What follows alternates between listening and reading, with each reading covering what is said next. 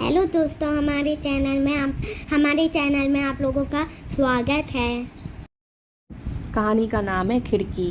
एक आदमी का नाम रमेश था और दूसरे का अशोक। रमेश का बिस्तर कमरे की खिड़की के बगल में था और उसे फेफड़ों के इलाज के दौरान केवल 1 घंटे के लिए खिड़की के पास बैठने की इजाज़त थी और अशोक को सारा दिन पीठ के बल लेटकर बिताना पड़ता था। दोनों घंटों आपस में बात किया करते थे। वे अपनी पत्नी, परिवार, घर, नौकरी, छुट्टी के बारे में बात करते। हर दोपहर जब कमरे की खिड़की के बगल में रमेश बैठता था तो वह अशोक को खिड़की के बाहर के दृश्यों के बारे में बताता।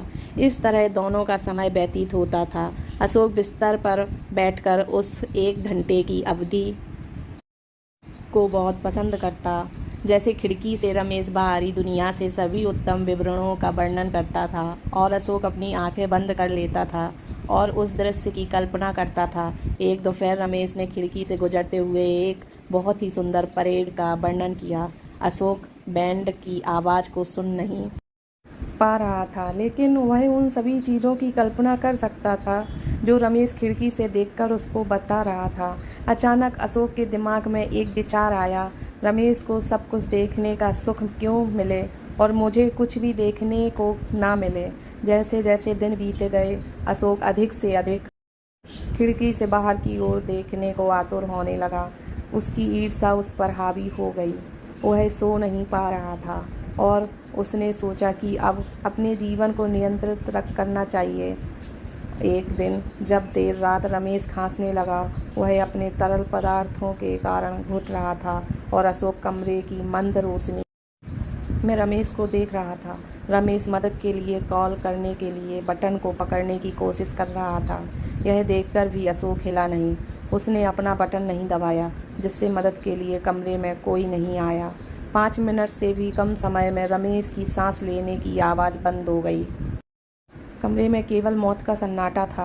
अगली सुबह नर्स उन दोनों को पानी और दवा देने पहुंची। उसने वहां खिड़की के पास रमेश का बेजान शरीर देखा। जैसे ही अशोक को उचित लगा, उसने नर्स से पूछ लिया कि क्या वह खिड़की के बगल के बिस्तर पर जा सकता है।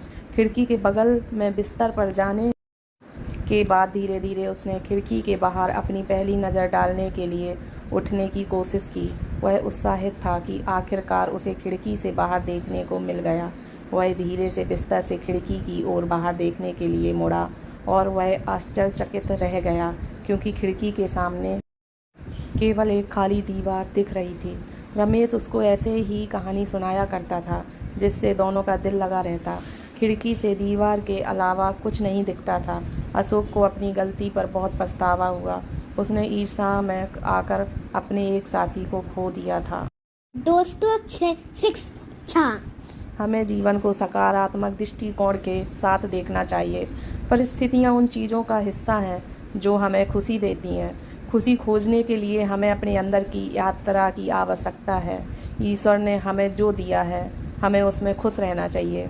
ज़्यादा की चाहत में हम वो भी खो देते हैं जो हमारे पास था। कहानी आपको पसंद आए तो लाइक करना, सब्सक्राइब करना, कमेंट करना, शेयर करना। धन्यवाद।